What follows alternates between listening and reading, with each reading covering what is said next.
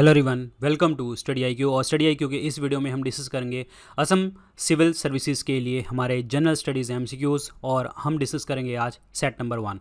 बहुत सारे स्टूडेंट्स के जो है रिक्वेस्ट आ रही थी कि असम पब्लिक सर्विस कमीशन के लिए भी हमारे जो है एमसीक्यू स्टार्ट कर दीजिए, तो मैंने आज स्टार्ट कर दिए हैं और इस वीडियो को लेकर आ रहा हूँ मैं। मेरा नाम है डॉक्टर विपिन गोयल। बढ़ते हैं आगे बढ़ने से पहले आपको बता दूं, जितने भी वीडियो लेक्चर्स पीडीएफ और जो भी आपको जानकारी मैंने देनी होती है वो मैं टेलीग्राम चैनल के ऊपर आपको शेयर करता हूं डॉक्टर विपिन गोयल के नाम से।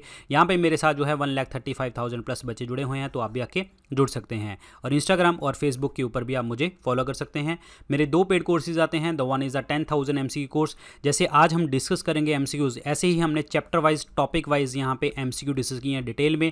यहाँ पे चैप्टर वाइज टॉपिक वाइज तो हैं ही हैं, प्लस यहाँ पे आपके एग्जाम्स को फोकस करके भी स्टेट पीसीएस यूपीएससी के लिए, आपके डिफेंस एग्जाम सीडीएस सीपीएफ के लिए और प्लस एसएससी रेलवे के लिए भी मैंने बहुत सारे क्वेश्चंस यहाँ पे तैयार किए हैं। अलग फोल्डर इसी कोर्स के अंदर आपको अवेलेबल हो जाएंगे। इसमें विपन 15 कूपन कोड लगाएंगे तो आपको डिस्काउंट मिलेगा 31 मई तक। जीएस कोर्स की अगर हम बात करते हैं तो जीएस कोर्स हमारा पूरा का पूरा जो है थियरी कोर्स है। इसमें ये वाला कूपन कोड लगाएंगे आपको डिस्काउंट आपको मिल जाएगा। अब आप इन कोर्सेज को परचेज कहाँ से कर सकते हैं? 2 जगह से, या तो स्टडी आईक्यू ऐप से कर सकते हैं या फिर आप वेबसाइट से कर सकते हैं studiiq.com। जैसे आप इसको ओपन करेंगे आपको स्क्रीन के ऊपर ऐसे नजर आएगा होम पेज। यहाँ पे दिखेगा best selling courses, view all का बटन। इस व्यू ऑल के बटन को दबाना, जैसे ही दबाएंगे तीसरे नंबर पे आपको 10,000 एमसीक्यू कोर्स और जीएस कोर्स आपको चौथे नंबर पे नजर आ जाएगा। जो भी कोर्सेज आपको अच्छे लगें परचेज करें, प्रेपरेशन को आगे बढ़ाएं। Start with the first question. World के अंदर सबसे ज़्यादा जो केसर है यानी कि सैफरन प्रोड्यूस करने वाला जो है वो कंट्री कौन सा है? सबसे ज़्यादा प्रोड्यूस होता है आपका ईरान के अंदर। आंसर इसमें क्या बनेगा? डी ऑप्शन बनेगा करेक्ट आंसर। ईरान की कैपिटल है Tehran. This is very important. और दूसरी बात, अगर आपसे इंडिया में पूछा इंडिया में कहाँ पे मिलता है, तो इंडिया में जम्मू एंड कश्मीर में मिलता है सबसे ज़्यादा आपका सैफरन। सैफरन जो उगाया जाता है वो हाईलैंड्स के ऊपर उगाया जाता है और उस जगह को हम क्या कहते हैं? करीवास कहा जाता है, जहाँ से आपका सैफरन उगाया जाता है। तो करेवास वो जगह है जहां पे आपका सैफरन उगाया जाता है। आंसर इसमें डी ऑप्शन बनेगा correct answer. Iran is the correct one. यहाँ पे देखिए जी, ईरान आ गया नंबर 1 नंबर कंट्री है ईरान। ठीक है, याद रखिए। अगला क्वेश्चन देखिए जी, इनको जो है वर्ल्ड हिस्ट्री का क्वेश्चन है। ये आपको मैच ऑफ द फॉलोइंग में लगाना है, किसने क्या चीज़ डिस्कवर करी थी। इसमें ज़्यादा आपको डिटेल में नहीं जाना, बस आपको नाम याद करना है किसने क्या किया था। पावरलूम की अगर हम बात करते हैं तो इन्होंने एडमंड कार्टराइट ने स्टार्ट किया था। ये बनेगा सी ऑप्शन। थर्ड बनेगा, ठीक है, यहाँ पे सी लिख देते हैं, सी बनेगा। और उसके बाद टेलीग्राफ की अगर हम बात करते हैं तो ये सैमुअल एफ.वी. मॉर्स ने स्टार्ट किया था। ये बनेगा ए ऑप्शन। वाटर फ्रेम की अगर हम बात करते हैं तो रिचर्ड आर्कराइट ने, डेट इज़ डी ऑप्शन। और सी ड्रिल की अगर हम बात करें तो जेथ्रो टुल ने स्टार्ट किया था। ये बनेगा बी। CADB बनेगा ऑप्शन। CADB clear. तो कहाँ पे है ये बनेगा आपका CADB। आंसर इसमें ए ऑप्शन बनेगा correct answer. CADB that is powerloom. Powerloom जो है एडमंड कार्टराइट ने। ये सारी चीज़ें जो हैं आपकी इंडस्ट्रियल रेवोल्यूशन के साथ संबंधित हैं, क्योंकि इंडस्ट्रियल रेवोल्यूशन जो आपको देखने को मिला था वो 1757 के आसपास जो है आपको यूरोप के अंदर देखने को मिला था, मेनली इंग्लैंड के अंदर। उसके बाद है सारी चीज़ें देखने को आपको मिली थी। आंसर इसमें ए ऑप्शन बनेगा। इनमें से कौन सा जो पेयर है वो आपका करेक्टली मैच नहीं है? कौन सा पेयर?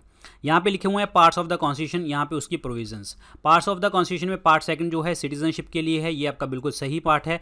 सिटीजनशिप जो एक्ट है आपका 1955 का, और पार्ट 2 है 5 से लेकर 11 नंबर तक आर्टिकल आपके आते हैं सिटीजनशिप।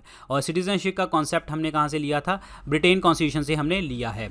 19 की बात करें, अमेंडमेंट ऑफ द कॉन्स्टिट्यूशन, ये आपका गलत है, क्योंकि जो 19 है वो मिसलेनियस पार्ट है हमारा कॉन्स्टिट्यूशन के अंदर। मिसलेनियस क्लियर, मिसलेनियस कैटेगरी इसके अंदर आती है। But amendment of the constitution की बात करें तो पार्ट 20 के अंदर देखने को आपको मिलता है। और अमेंडमेंट का प्रोसीजर हमने साउथ अफ्रीका से लिया है, याद रखिए। दूसरा गलत है। तीसरे की बात करें, यूनियन गवर्नमेंट की बात सही है। ये 5वां वाला पार्ट जान के यूनियन गवर्नमेंट सही है। 15वां जो है आपका इलेक्शंस के लिए सही है, बिल्कुल सही है। और इलेक्शंस के लिए आपके आर्टिकल हैं 324 से लेकर 329 तक, जिसमें आपका 324 बात करता है इलेक्शन कमीशन के बारे में और 326 बात करता है वोटिंग के बारे में। 18 और 18 प्लस वाले वोट कर सकते हैं। और universal adult franchise, universal adult suffrage इनको हम कहते हैं। सो ये आपको पता होना चाहिए। आंसर इसमें क्या बनेगा आपका? B option. ये आपका पॉइंट जो है गलत है, बाकी 3 पॉइंट आपके सही हैं। Answer is B option is the correct answer, B option. यहाँ पे देख लीजिए, ये सारे के सारे पार्ट। वीडियो को पॉज कर लेना, इसको स्क्रीनशॉट लेना, स्क्रीनशॉट ले लेना। ऑलरेडी आपको बहुत बार मैंने रिपीट करवाए हैं और बस आपको इसको पढ़ना है। ठीक है, चलते हैं आगे। विश्व का सबसे जो अधिक प्रोड्यूस करने वाला, यूरेनियम प्रोड्यूस करने वाला जो देश है वो कौन सा है? यूरेनियम प्रोड्यूसिंग कंट्री कौन सी है इनमें से? यूरेनियम जो है आपका प्रोड्यूस होता है आपका कजाकिस्तान में सबसे ज़्यादा। आंसर इसमें बी ऑप्शन बनेगा। कजाकिस्तान की जो कैपिटल है वो है नूर सुल्तान, ठीक है। और कजाकिस्तान तेंग ये जो है इनकी करेंसी का नाम है। यूरेनियम की बात करते हैं, यूरेनियम 235 हम as a nuclear fuel use करते हैं। प्लूटोनियम 239 भी आपका न्यूक्लियर फ्यूल यूज़ किया जाता है न्यूक्लियर रिएक्टर के अंदर। यूरेनियम जो मिलता है, हम यूरेनियम की ओर जो है सबसे ज़्यादा जो इम्पॉर्टेंट ओर है वो है पिच ब्लेंड। पिच ब्लेंड जो ओर है वो थोरियम की भी ओर है। हमारे इंडिया में थोरियम सबसे ज़्यादा कहाँ पे मिलता है? केरल में, monazite sand of the Kerala. Kerala के अंदर जो है आपकी स्पाइस सिटी भी हम इसको कहते हैं। रबड़ भी यहाँ पे प्रोड्यूस होता है। रबड़ जो होता है वो हमेशा आपके लेटेक्स ऑफ द प्लांट से लिया जाता है, लेटेक्स ऑफ द प्लांट से। रबड़ को स्ट्रॉन्ग बनाने के लिए सल्फर डालते हैं और उस प्रोसेस को हम क्या कहते हैं? वल्कनाइजेशन, वल्कनीकरण उसको हम कहते हैं। और वर्ल्ड वाइड सबसे ज़्यादा जो रबड़ प्रोड्यूस होती है वो प्रोड्यूस होती है थाईलैंड के अंदर, this is very very important. Clear? Answer इसमें क्या बनेगा? बी ऑप्शन बनेगा। Kazakhstan is the correct answer. और एक होता है यूरेनियम डेटिंग, एक होता है कार्बन डेटिंग, और एक होता है यूरेनियम डेटिंग। कार्बन डेटिंग में C12 और C14 की रेशो चेक करी जाती है और इसमें हम फाइंड आउट करते हैं द डेड प्लांट्स और एनिमल्स की एज फाइंड आउट करी जाती है। और यूरेनियम डेटिंग में रॉक्स की एज फाइंड आउट करी जाती है। ये ध्यान रखना, आंसर इसमें बी ऑप्शन बनेगा। तो ये है जी आपके सबसे ज़्यादा कजाकिस्तान के अंदर। Two party method is found in, two party method कहाँ पे देखने को मिलता है? टू पार्टी का मतलब यह है कि यहाँ पे दो पार्टीज ही इलेक्शन करते हैं। जैसे हमारे इंडिया में मल्टी पार्टी है, यहाँ पे टू पार्टी है जिसे डेमोक्रेटिक और रिपब्लिक कहते हैं। जैसे कि आपका यूएस में है डेमोक्रेटिक और रिपब्लिक, ये दो ही हैं और ये आपका यूएस में देखने को आपको मिलेगा। आंसर इसमें फोर्थ ऑप्शन बनेगा करेक्ट आंसर। अभी जो बाइडन जो हैं यूएस के प्रेसिडेंट हैं, मुझे कमेंट सेक्शन में लिख के बताइए वो रिपब्लिक से हैं या डेमोक्रेटिक से हैं। ये कमेंट सेक्शन में आप लिख के बताएंगे। क्लियर? आंसर इसमें डी ऑप्शन बनेगा correct answer. D option is the correct answer. France में मल्टी पार्टी है, इंडिया में मल्टी पार्टी देखने को मिलती है। आंसर इसमें डी ऑप्शन बनेगा। What was the main reason for the split in the INC at Surat in 1907? 1907 में जो विभाजन हुआ था वो क्या था? देखिए सूरत स्प्लिट जो हुआ था, सूरत पहले तो बात करूंगा, सूरत एक डायमंड सिटी है गुजरात के अंदर। और डायमंड माइंस हमारी कौन सी हैं? पन्ना माइंस हैं। कहाँ पे हैं ये मध्य प्रदेश में है। अभी पन्ना टाइगर रिजर्व जो है, पन्ना बायोस्फीयर रिजर्व जो न्यूज़ में था, वो हमारा 12th बायोस्फीयर रिजर्व बना था man and biosphere programme of UNESCO के अंदर। ये आपको याद रखना है, ठीक है। बात अब क्वेश्चन करते हैं सूरत में। सूरत आपका जो है ये हिस्ट्री के पॉइंट ऑफ व्यू जो है टर्निंग पॉइंट था नेशनलिस्ट मूवमेंट के अंदर। और इसमें जो है आपके स्प्लिट इसीलिए हुआ था कि जो एक्सट्रीमिस्ट हैं, जो गरम दल वाले हैं, उन्होंने बोला, उनको ये लगने लगा कि मॉडरेट्स के अंदर अब वो दम नहीं रहा, उनके अंदर फेथ जो है ख़त्म हो गया और वो मॉडरेट्स जो है नेगोशिएट करने लगे ब्रिटिश गवर्नमेंट के साथ। क्लियर? कांग्रेस ने 1907 के अंदर क्या किया, जो प्रेसिडेंट के ऊपर जो है इशू आया। मॉडरेट्स चाहते थे रास बिहारी घोष को बनाना और एक्सट्रीमिस्ट चाहते थे लाला लाजपत राय जी को बनाना। और इसी चीज़ के कारण जो है दोनों में भिड़त थी और प्रॉपर तरीके से लड़ाई हो रही थी। और यहाँ पे तो ऐसे भी है चप्पल भी चली थी, ठीक है, इस मीटिंग के अंदर। तो इसका मतलब क्या हुआ कि जब ये सारा दंगा हुआ तो मॉडरेट्स ने किसको बुलाया? At the end British government को, पुलिस को बुलाया। और पुलिस कौन सी थी आपकी? वो पुलिस कौन सी थी? ब्रिटिश थी। और ब्रिटिश का ही एक काम था कि आप दोनों अलग अलग रहो। तो ऑब्वियसली बात है यहाँ पे अलग अलग डिवीजन यहाँ पे देखने को आपको मिल गई। सूरत स्प्लिट जो था ये ब्रिटिश पॉलिसी, जो डिवाइड एंड रूल वाली पॉलिसी थी, उनकी एक विजय थी और इसके कारण जो है यहाँ पे डिवाइड हो गया। फिर आपके जो मॉडरेट्स और एक्सट्रीमिस्ट हैं बाद में जाके फिर मिलते हैं 1916 में लखनऊ पैक्ट के अंदर। ध्यान रखना, इंपॉर्टेंट पार्ट है। क्लियर? पर अब क्वेश्चन यहाँ का आंसर देखते हैं। क्वेश्चन का आंसर क्या बनेगा? Introduction of the communalism into the Indian politics by Lord Minto, ये गलत है। ये तो आपके 1909 का एक्ट आया था, लॉर्ड मॉर्ले मिंटो रिफॉर्म, गलत हो गया। Extremist lack of faith in the capacity of the moderates to negotiate with the British government, ये आपका सही पॉइंट है, ये बिल्कुल पॉइंट सही है। फाउंडेशन ऑफ मुस्लिम लीग 1906 में हुई थी। अरबिंदो घोष, नहीं, गलत हो गया, ये अरबिंदो घोष का कोई पॉइंट नहीं था। आंसर इसमें क्या बनेगा जी? आपका बी ऑप्शन बनेगा correct answer, B option. Clear? ये वही पॉइंट है जी सूरत स्प्लिट के जो मैंने आपको बताए हैं। रास बिहारी घोष को बनाना चाहते थे, लाला लाजपत राय जो हैं वो एक्सट्रीमिस्ट वाले चाहते थे। तो इससे के कारण जो है प्रॉपर तरीके से आपकी जो है ये मूवमेंट हुई और प्रॉपर तरीके से दोनों को डिवाइड कर दिया गया अंग्रेज सरकार द्वारा। अगला क्वेश्चन देखिए, who among the following governor general of British India form the triple alliance against the Tipu Sultan. Tipu Sultan के अगेंस्ट ट्रिपल अलायंस किसने बनाई थी? टीपू सुल्तान के अगेंस्ट बनाई थी लॉर्ड कॉर्नवालिस ने। लॉर्ड कॉर्नवालिस ने एक्चुअली क्या किया था, ट्रिपल अलायंस बनाई थी जिसमें आपके अंग्रेज थे, इंग्लिश थे, निज़ाम थे और आपके मराठास थे। और ये जो हैं अगेंस्ट ट्रिपल अलायंस बना के मैसूर के अगेंस्ट आपके अटैक कर रहे थे और मैसूर जो था टीपू सुल्तान के अंडर था। और इसके बाद जो है कैंपेन्स हुई। आंसर इसमें क्या बनेगा? ए ऑप्शन बनेगा correct answer. Clear, A option. But अब क्वेश्चन यहाँ पे यह है कि बहुत सारे क्वेश्चन छुपे हुए हैं तो हम वन टू वन करके चलते हैं। टीपू सुल्तान के बारे में हम डिस्कस करेंगे। टीपू सुल्तान की जो कैपिटल थी वो श्रीरंगापट्टनम थी। श्रीरंगापट्टनम की एक ट्रीटी साइन हुई थी आपकी थर्ड जो है आपकी एंग्लो मैसूर वॉर के अंदर। क्लियर, श्रीरंगापट्टनम के अंदर जो है ट्री ऑफ लिबर्टी लगाया हुआ था। ट्री ऑफ लिबर्टी, उदारता का पेड़, किसने? टीपू सुल्तान ने। टीपू सुल्तान जो है जोकोबियन क्लब का मेंबर भी है जो फ्रेंच क्लब है। टीपू सुल्तान की हत्या 1799 में हुई थी और आर्थर वेलेस्ले ने इनको मारा था। लॉर्ड कॉर्नवालिस की बात करते हैं, father of civil services in India इनको कहते हैं। और लॉर्ड कॉर्नवालिस वही हैं जिन्होंने जमींदारी प्रथा 1739 में, जिसे आप परमानेंट सेटलमेंट ऑफ बंगाल कहते हैं, on the recommendation of John Shore start करी थी। याद होगा सारे पॉइंट्स आपको। Lord Minto, Morley Minto reform जो आपका 1909 के अंदर सेपरेट इलेक्टोरेट के लिए बात आई थी। वेलेस्ले की अगर हम बात करते हैं, ये वही पर्सन है जिन्होंने सब्सिडरी अलायंस की थ्योरी स्टार्ट करी थी 1798 में। और पहला पर्सन जो ऐड हुआ था निज़ाम ऑफ हैदराबाद, जिसने सब्सिडरी अलायंस के ऊपर साइन किया था। वॉरेन हास्टिंग जो है पहले गवर्नर जनरल हैं आपके बंगाल के, वॉरेन हास्टिंग। और इन्होंने रेगुलेटिंग एक्ट स्टार्ट किया था 1773 का। ठीक है, और 1774 के अंदर जो है सुप्रीम कोर्ट आपके जो सुप्रीम कोर्ट बनाई कैलकाटा के अंदर, और इन्होंने ड्यूअल गवर्नमेंट को भी यहाँ पे ख़त्म किया। आंसर इसमें ए ऑप्शन बनेगा correct answer. Lord Cornwallis is the correct one.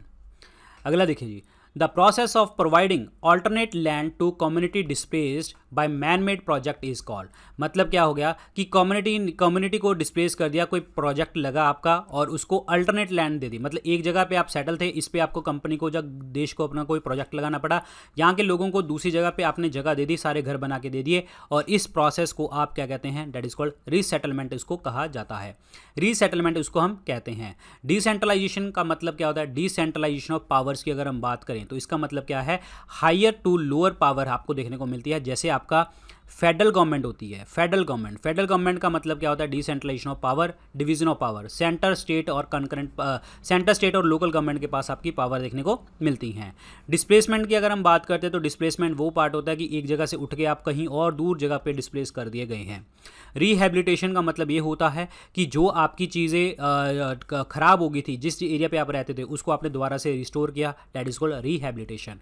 Answer इसमें क्या बनेगा? ए ऑप्शन बनेगा। Resettlement is the correct answer. Resettlement. Which of the following is considered to be the earliest Indian text on the music. Music के ऊपर जो text था वो कौन सा आपका देखने को मिला था?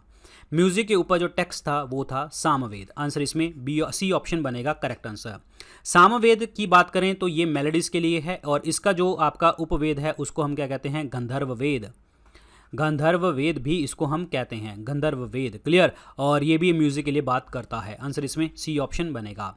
यजुर्वेद की अगर हम बात करें तो ये बुक ऑफ सैक्रिफाइसेस जिसे हम कहते हैं, और इसका जो उपवेद है वो है धनुर्वेद। ठीक है, अथर्ववेद की बात करें, अथर्ववेद जो है आपका बुक ऑफ मैजिकल फॉर्मूलाज, जिसमें आपका जादू टोना माना जिसे हम कहते हैं वो है। और इसका जो उपवेद है वो है शिल्पवेद। ठीक है, शिल्पवेद जिसे हम कहते हैं। और शिल्पवेद जैसे आर्किटेक्चर के लिए बात करता है, आर्किटेक्चर के लिए, दिस इज़ वेरी इंपॉर्टेंट। पुरुष सुक्ता एक मंडल है, 10th Mandal of the Rigveda, जिसमें आपका वर्णा सिस्टम, ब्राह्मण, क्षत्रिय, वैश्य, शूद्र की बात यहाँ पे करी गई है। ऋग्वेद जो है आपका सबसे पुराना ओल्डेस्ट टेक्स्ट है, और और इसका जो उपवेद है वो है आयुर्वेद जो आपका मेडिसिन के लिए डील करता है। क्लियर, याद रखिए। ऋग्वेद का उपवेद है आपका होत्री। ऋग्वेद का जो उपवेद है वो है होत्री।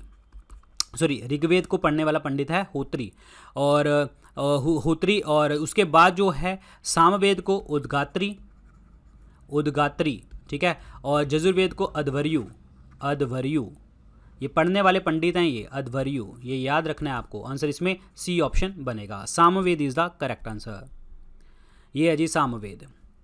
Normal range of breathing rate per minute in an average adult person at rest is. At rest मतलब एक जब आप पर्सन नॉर्मल बैठा है, आप बैठे हो, तो ब्रीदिंग रेट आपका कितना होता है ये आप पता कैसे कर सकते हैं, जैसे पेट हिलता है। क्लियर, पेट हिलता है, जैसे आप पेट हिल जाएगा आपका 1 मिनट में उतनी आपका ब्रीदिंग रेट होता है, और ये होता है आपका 15 से 18 बार। आंसर इसमें बी ऑप्शन बनेगा। और रेस्पिरेशन को मापने के लिए जो यंत्र होता है हमारा, कितने आप रेस्पिरेट करते हैं, ब्रीथ करते हैं, स्पायरोमीटर उस यंत्र को हम कहते हैं, स्पायरोमीटर। याद रखिए, आंसर इसमें बी ऑप्शन बनेगा। रेस्पिरेशन जो होता है वो आपका एक कैटाबॉलिक प्रोसेस होता है। कैटाबॉलिक मतलब किसी चीज़ को तोड़ने के लिए काम आता है, जैसे कि आपका ग्लूकोज होता है। ग्लूकोज आपका ऑक्सीजन जैसी मिलती है इसके साथ, तो आपका कार्बन डाइऑक्साइड और आपका वाटर में इसमें कन्वर्ट हो जाता है। क्लियर, याद रखिए, इंपॉर्टेंट है। और उसके बाद अगर हम बात करें, रेस्पिरेशन हो गया, और रेस्पिरेशन का जो सेंटर है वो कहाँ पे है, that is the medulla oblongata. Medulla oblongata में सेंटर होता है। आंसर इसमें बी ऑप्शन बनेगा। ये देखिए जी, ये ब्रीदिंग रेट है जो आपके एज के अकॉर्डिंग है, लेस देन 1 ईयर का 30 to 40। जैसे देखेंगे बच्चा कितना उसका पेट फटाफट हिल रहा होता है। 1 से 2 साल के बच्चे में 25 से 35, 2 से 15 में आपका 25 से 30, ऐसे एज का क्राइटेरिया है। लेकिन एवरेज अगर हम बात करें तो 15 से 18 आप टिक करोगे। क्लियर, याद रखिए। Which use as a raw material for the manufacturing of rayon. Rayon की जो है आपका मैन्युफैक्चरिंग करने के लिए जो रॉ मटेरियल है वो कौन सा होता है। जो रेयन होता है ये आपका जो है सेलुलोज होता है, रीजनरेटेड सेलुलोज होता है, जो आपका सेलुलोज से बनते हैं, वुड और एग्रीकल्चर प्रोडक्ट से बनते हैं। सेलुलोज फाइबर होते हैं। आंसर इसमें क्या बनेगा, आपका सी ऑप्शन बनेगा correct answer. Cellulose is the correct answer. Clear, clothing वगैरह में आप इसमें हेल्प होती है। और सेलुलोज की अगर हम बात करते हैं तो प्लांट सेल की जो आउटर वॉल होती है उसको हम क्या कहते हैं, सेलुलोज उसको हम कहा जाता है। और सेल वॉल जो होती है वो प्लांट सेल के अंदर ही होती है, ना कि एनिमल सेल में। सेल वॉल प्लांट में होती है, और सेल मेम्ब्रेन की अगर हम बात करें वो दोनों में, प्लांट्स और एनिमल दोनों में होती है। सेल वॉल सेलुलोज की बनी होती है, और ये प्रोटेक्शन प्रोवाइड करती है, रिजिडिटी प्रोवाइड करती है, और शेप प्रोवाइड करती है प्लांट सेल को। कोल की बात करते हैं, कोल सेडिमेंट्री रॉक से हमें मिलता है, अवसादी चट्टानों से। कोल जो है ये 4 वैराइटीज़ हैं, एंथ्रासाइट, बिटुमिनस, लिग्नाइट और पीट। सबसे अच्छी वैरायटी एंथ्रासाइट, सबसे बेकार वैरायटी पीट की होती है। पेट्रोलियम की बात करते हैं, जितने भी कोल, जो आपके डीजल, पेट्रोलियम, जितने भी आपके प्रोडक्ट्स होते हैं ये सारे के सारे हम क्रूड ऑयल से निकालते हैं, फ्रैक्शनल डिस्टिलेशन से निकाले जाते हैं। क्लियर। प्लास्टिक की बात करते हैं तो 2 तरीके के प्लास्टिक होते हैं, एक थर्मोप्लास्टिक और एक होते हैं थर्मोसेटिंग। ठीक है, और थर्मोसेटिंग का मतलब क्या है कि एक बार गर्म किया जैसे सेट हो गए वो सेट रहेंगे। थर्मोप्लास्टिक मतलब उसको दोबारा से रीयूज हम कर सकते हैं। आंसर इसमें सी ऑप्शन बनेगा correct answer. Cellulose is the correct answer, cellulose. Hair of shaving brush clings together. Shaving brush के जो आपने देखा होगा, जैसे टूथब्रश लगा लो, शेविंग ब्रश लगा लो, उसमें जो आपके वो जो फाइबर्स होते हैं वो आपस में चिपक जाते हैं। क्यों? और जब हम रिमूव करते हैं वाटर से और चिपक जाते हैं, ऐसा क्यों होता है? Due to the surface tension. Answer इसमें ए ऑप्शन बनेगा करेक्ट आंसर, सरफेस टेंशन। जैसे ही ब्रश को हम पानी से निकालते हैं, दो हेयर जो होते हैं वो आपस में जुड़ जाते हैं सरफेस टेंशन के कारण, क्योंकि जो free surface of the water होता है वो ट्राई करता है उसको मिनिमम एरिया में आपको लेके आने के लिए, और मिनिमम एरिया में लेके आने के लिए ही डेफिनेशन होती है आपकी सरफेस एरिया की। ये आपको याद रखना है। क्लियर। और बहुत सारी एग्जांपल है सरफेस टेंशन की, लाइक फॉर एग्जांपल जो स्मॉल इंसेक्ट होते हैं, छोटे इंसेक्ट होते हैं, पानी में तैरते रहते हैं। ठीक है। डिसइंफेक्टेंट्स जो है, आप डिसइंफेक्टेंट आप डालते हैं पानी के अंदर, वो फ्लोट करता है, लो सरफेस टेंशन उसके अंदर होता है। सोप्स और डिटर्जेंट जो होते हैं वो वर्क करते हैं सरफेस टेंशन की मदद से। ठीक है। जो वाटर बबल्स होते हैं वो राउंड होते हैं, सरफेस टेंशन जो है उनको प्रोवाइड करता है। एक नीडल फ्लोट करती है सरफेस टेंशन से। क्लियर। और ये सारी चीज़ें आपको देखने को आपको मिलती हैं। So these are the surface tension phenomenas. Answer इसमें ए ऑप्शन बनेगा correct answer, surface tension. The main use of the salt in the diet is. Salt क्या होता है? सोडियम क्लोराइड आप यूज़ करते हैं नॉर्मली, सोडियम क्लोराइड। सॉल्ट क्या करता है? जो हमारे डाइजेशन में भी आपको हेल्प करता है, एब्जॉर्प्शन में भी हेल्प करता है, और फूड को तोड़ने में भी आपको हेल्प करता है। और दूसरी बात ये है, हाइड्रोक्लोरिक एसिड को भी क्रिएट कर देता है आपकी बॉडी में। हाइड्रोक्लोरिक एसिड एक ऐसा एसिड है जो डाइजेशन में आपको हेल्प करता है स्टमक के अंदर। क्लियर। जो आपकी स्टमक लाइनिंग से आपको प्रोड्यूस होता है। इसका मतलब क्या हो गया? पूरे के पूरे खाने को डाइजेस्ट करने में आपको हेल्प करता है। इसका मतलब क्या बनेगा? It produces in the small amount of the hydrochloric acid required for the digestion of the food. Answer इसमें बी ऑप्शन बनेगा। हाइड्रोक्लोरिक एसिड को प्रोड्यूस करने में आपको हेल्प करता है, और जिससे आपका पाचन क्रिया स्टार्ट हो जाती है। आंसर इसमें बी ऑप्शन बनेगा। B option is the correct answer. Which is the regulatory authority of the insurance sector. Insurance को रेगुलेट करने के लिए कौन सी अथॉरिटी होती है? इंश्योरेंस को रेगुलेट करने के लिए, इंश्योरेंस के लिए IRDAI है हमारे देश में, that is the insurance regulatory development authority of India. Answer इसमें सी ऑप्शन बनेगा। 1999 में बना था और इसके हेडक्वार्टर एट प्रेजेंट है आपके हैदराबाद के अंदर। जितनी भी चीज़ें होती हैं, आपके सर्टिफिकेट्स प्रोवाइड करना, इशू करना, रेगुलेट करना और इंटरेस्ट प्रोवाइड करना, पॉलिसी होल्डर्स को लाइसेंसिंग देना, ये सारा काम EDI का होता है। आंसर इसमें सी ऑप्शन बनेगा। RBI की बात करें, रिजर्व बैंक ऑफ इंडिया, ये बना था आपका 1 अप्रैल 1935 को according to the Government of India act 1934। ठीक है, इसके अकॉर्डिंग बना था। हेडक्वार्टर कहाँ पे? आपके मुंबई में। RBI को बैंकर्स बैंक भी कहते हैं, bank to the Government of India भी कहा जाता है।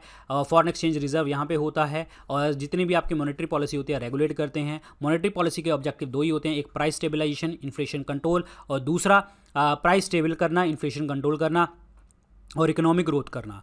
ये मेन दो ऑब्जेक्टिव होते हैं RBI के, ये ध्यान रखना। SEBI की बात करें, security exchange board of India, जो आपका 88 में बना था और इसको स्टैट्यूटरी पावर मिली थी आपके 1992 के अंदर। क्लियर। SEBI जो होता है ये आपकी सेकेंडरी मार्केट को, कैपिटल मार्केट को, शेयर मार्केट को कंट्रोल करता है। जितनी भी सारी चीज़ें होती हैं, शेयर वगैरह, मर्चेंट बैंकिंग वगैरह, ये सारी चीज़ें देखते हैं। आंसर इसमें सी ऑप्शन बनेगा correct answer. EDI is the correct answer, IRDAI। ये है जी आपका EDI जो मैंने आपको बताया है। ऑलरेडी जो चीज़ मैंने आपको बताई है वैसा कि वैसा ही सेम है। अगला देखिए जी, इसमें आपको माउंटेन्स हैं और कंट्री की लोकेशन है। इसमें कौन सी मैच नहीं करती ये आपको टिक करना है। इनमें मैच कौन सी नहीं करती? अगर हम बात करते हैं माउंट अगंग, ठीक है, माउंट अगंग जो है ये कहाँ पे है? माउंट अगंग जो है ये जापान में है, गलत। माउंट अगंग जो है ये आपको देखने को मिलती है बाली, इंडोनेशिया में। बाली इंडोनेशिया में आपको देखने को मिलती है, बाली इंडोनेशिया में। गलत हो गया, ठीक है, ये गलत हो गया, मतलब ऑप्शन ए ही आपका सही आंसर बन गया क्योंकि यही मैच नहीं करता। जापान के अंदर तो आपकी माउंट फूजियामा वगैरह देखने को आपको मिलती है यहाँ पे। माउंट मेयोन की बात करें, फिलीपींस के अंदर है। माउंट मेरापी जो इंडोनेशिया के अंदर, कोटोपैक्सी एक्वाडोर के अंदर। ये आपके सारे पॉइंट सही हैं। आंसर इसमें 1 ऑप्शन बनेगा correct answer. Mount Agung is the right one. Clear, याद रखिए, इंपॉर्टेंट है। So this is very very important part. चलते हैं आगे अपने लेक्चर में। Clear, 1 option is the correct answer. Location based question ऐसे पूछे जाते हैं पेपर में। सारगासो सी जो होता है ये कहाँ पे लोकेटेड है? व्हाट इज सारगासो सी? सारगासो सी जो होता है मैं आपको दिखाता हूँ, ये नॉर्थ अटलांटिक ओशन है। यहाँ पे आपका नॉर्थ अटलांटिक करंट जो है, आपका नॉर्थ अटलांटिक करंट, ये क्या कर लेता है, ऐसे आपका घूमता रहता है, जायर बना लेता है। घूमते कारण क्या बना लेता है? जायर बना लेता है। और एक चीज़ मैं आपको बता दूँ, ये एक ऐसा सी है जिसकी आपकी कोई भी लैंड बाउंड्री नहीं होती। ये पानी आपका जो करंट है, पानी करंट है, जो नॉर्थ अटलांटिक करंट है, ये ऐसे घूमता रहता है, अटलांटिक ओशन में आपको देखने को हमें मिलता है। So this is very very important point. Clear, this is very very important. तो ये कहाँ पे है? This is in the north Atlantic ocean. Answer इसमें क्या बनेगा आपका? सी ऑप्शन बनेगा। उत्तरी अटलांटिक महासागर में देखने को मिलता है। अगला क्वेश्चन देखिए जी, इनको करेक्ट क्रोनोलॉजी के अंदर लगाना है, कब कब हुआ था। चंपारण सत्याग्रह गांधी जी का सबसे पहला सत्याग्रह था 1917 में, और इसको आप इंडिगो कल्टीवेशन के अगेंस्ट इन्होंने किया था। चंपारण कहाँ पे है? बिहार के अंदर। राजकुमार शुक्ला जो है इनको बुला के लेने आए थे। 3 कथिया लगान भी इसको हम कहते हैं, 3/20। क्लियर, गांधी जी का पहला सत्याग्रह था इंडिया में। लखनऊ एग्रीमेंट की बात करते हैं तो ये मॉडरेट्स और एक्सट्रीमिस्ट पहली बार इकट्ठे हुए थे। हिंदू जो है आपके INC प्लस मुस्लिम लीग यहाँ पे इकट्ठी हुई थी 1916 में। ये आपका बनेगा 1916 में। और इसको हिंदू मुस्लिम यूनिटी के लिए अम्बेसडर बोला गया था मोहम्मद अली जिन्ना को। Mohammad Ali Jinnah is the ambassador of Hindu Muslim unity. किसने बोला था? ये बोला था सरोजिनी नायडू जी ने। लेकिन मॉडरेट्स और एक्सट्रीमिस्ट को जोड़ने के लिए एनी बेसेंट का बहुत बड़ा रोल है। क्लियर, खेड़ा सत्याग्रह गांधी जी ने किया था 1918 में, क्रॉप टैक्सेशन के लिए, गुजरात के अंदर। जलियांवाला बाग हत्याकांड ये हुआ था 13 अप्रैल 1919 को, जब आपके जनरल डायर ने गोलियां चला दी थी। जलियांवाला बाग कहाँ पे? अमृतसर, पंजाब के अंदर, रॉल्ट एक्ट के अगेंस्ट। क्लियर, तो यहाँ पे देखो जी, ईयर क्रोनोलॉजिकल ऑर्डर में लगाओ। पहले बनेगा 16, बी बनेगा, फिर बनेगा ए, फिर बनेगा C, then D, BACD। Answer इसमें क्या बनेगा? बी ऑप्शन बनेगा correct answer. B option, BACD is the correct one. Very very important. Sexual division word का मतलब क्या होता है? What is the meaning of sexual division? Sexual division का मतलब ये होता है कि लड़का और लड़की दोनों काम करते हैं, बिजनेस करते हैं, काम करते हैं, जॉब करते हैं। तो इसमें क्या होगा कि अगर लड़कों को ज़्यादा काम मिल रहा है, लड़कियों को कम मिल रहा है, तो इसका मतलब क्या होगा? This is a sexual division. Clear? कि आपने अनइक्वल रोल कर रखे हैं, इक्वालिटी नहीं कर रखी, लड़कों को ज़्यादा प्रेफरेंस दे रखी है, लड़कियों को ज़्यादा प्रेफरेंस दे नहीं रखी। बट आजकल आपको पता है लड़कियां बहुत ज़्यादा आगे हैं, जहाँ पे भी देखेंगे लड़कियां आपको बहुत ज़्यादा मिल जाएंगी, क्योंकि लड़कियां पढ़ने लग गई हैं और अपनी लाइफ के लिए अच्छा बुरा वो जानती हैं। सेक्सुअल डिवीजन की अगर हम बात करते हैं तो इसका मतलब क्या है? This is the unequal role given by the society to the man and the women. तो आंसर इसमें क्या बनेगा? आपका ए ऑप्शन बनेगा करेक्ट आंसर। समाज द्वारा स्त्री और पुरुष को दी गई असमान भूमिकाएं, यही आपका सेक्सुअल डिवीजन का पार्ट बनता है। देखिए जी, एक्टिविटीज़ और टास्क की बात करते हैं। Resource like money, land, technology, ये आपका जो हम डिफरेंशियल एक्सेस दे रहे हैं, कंट्रोल कर रहे हैं, अलग अलग चीज़ों के ऊपर अलग अलग कंट्रोल सबका चल रहा है। Hydrogen field balloon rises in the air because, ये हवा के अंदर राइज क्यों कर जाता है? राइज कर जाता है due to the difference in the density difference के कारण। किसकी डेंसिटी डिफरेंस? हाइड्रोजन और एटमॉस्फेयर की। हाइड्रोजन और एटमॉस्फेयर की डेंसिटी डिफरेंस आपको देखने को मिलता है। जैसे ही बैलून राइज करने लगता है तो डेंसिटी जो होती है एयर की वो क्या करने लग जाती है? कम होने लग जाती है। Density of the air decreases जैसे जैसे वो मूव ऊपर करने लग जाता है। क्लियर? ये एक ऐसा पॉइंट आता है जहां पे एटमॉस्फेयर के अंदर जहां पे डेंसिटी जो है हाइड्रोजन और एटमॉस्फेयर की इक्वल हो जाती है। जैसे ही हम देखते हैं कि वहां पे कोई डिफरेंसेस नहीं होता तो बैलून वहां पे स्टॉप हो जाता है। एटमॉस्फेरिक प्रेशर जो होता है एक ऐसी फोर्स होती है जो एटमॉस्फेयर के अंदर लगती है, उसके ऊपर लगती है, ऐसे फोर्स होती है जो बाहर की तरफ से लग रही होती है। सो सीधी सी बात है कि ये क्यों राइज कर रहा है? Due to the density of the air decreases with the altitude. जो एयर की डेंसिटी है वो आपकी डिक्रीज होने लग जाती है और एक पॉइंट ऐसे आता है कि जब डेंसिटी बराबर हो जाएंगी तो वो बैलून जो है वहीं पे खड़ा रहेगा, वो आपका ऊपर नहीं जाएगा। तो आंसर इसमें क्या बनेगा? आपका सी ऑप्शन बनेगा correct answer. C option, that is the density of the air decreases with the altitude. Clear? C option is the correct answer. So guys, ये थे आज के लेक्चर के अंदर क्वेश्चन। बाकी जो भी अपडेट्स आपको मिलेंगे वो आपको टेलीग्राम चैनल के ऊपर आपको यहाँ पे मिलेंगे और इंस्टाग्राम के ऊपर आप मुझे फॉलो कर सकते हैं। यहाँ पे जितने भी अपडेट्स आपको मिलते हैं यहाँ पे मिलते हैं। जैसे अभी हमने एमसीक्यू डिस्कस किए, ऐसे ही हमारे chapter wise topic wise MCQ हैं हमारे 10,000 एमसीक्यू कोर्स के अंदर। यहाँ पे आप पढ़ सकते हैं और यहाँ पे चैप्टर वाइज टॉपिक वाइज तो सभी सब्जेक्ट्स के हैं ही हैं, प्लस यहाँ पे आपके एसएससी रेलवे के लिए, डिफेंस एग्जाम्स के लिए, सीडीएस सीपीएफ के लिए, स्टेट पीसीएस और यूपीएससी के लिए भी मैंने अलग से फोल्डर तैयार किए हैं और मज़ा आएगा आपको पढ़ने में। आप विपन 15 कूपन कोड यूज़ करेंगे तो आपको डिस्काउंट मिलेगा। 31 मई तक ये वैलिड है। जीएस कोर्स जो है हमारा पूरा का पूरा जो है थियरी कोर्स है, आप पढ़ सकते हैं और इसमें ये कूपन कोड आप लगाएंगे तो आपको डिस्काउंट आपको मिल जाएगा। अब आप कोर्सेज़ को परचेज़ कहाँ से कर सकते हैं? 2 जगह से। एक तो स्टडी IQ ऐप से कर सकते हैं और आप एक वेबसाइट से कर सकते हैं studiiq.com। जैसे आप इसको खोलेंगे आपको स्क्रीन के ऊपर नजर आएगा, यहाँ पे होम पेज नजर आएगा। होम पेज में देखेगा best selling courses view all का बटन, इसको दबाना। जैसे आप दबाएंगे 10,000 MCQ कोर्स आपको तीसरे नंबर पे दिखेगा और जीएस कोर्स आपको चौथे नंबर पे नजर आ जाएगा। सो जो भी आपको कोर्सेज अच्छे लगे परचेज करें, प्रेपरेशन को आगे बढ़ाएं। So thank you so much guys, all the very best, good luck, take care.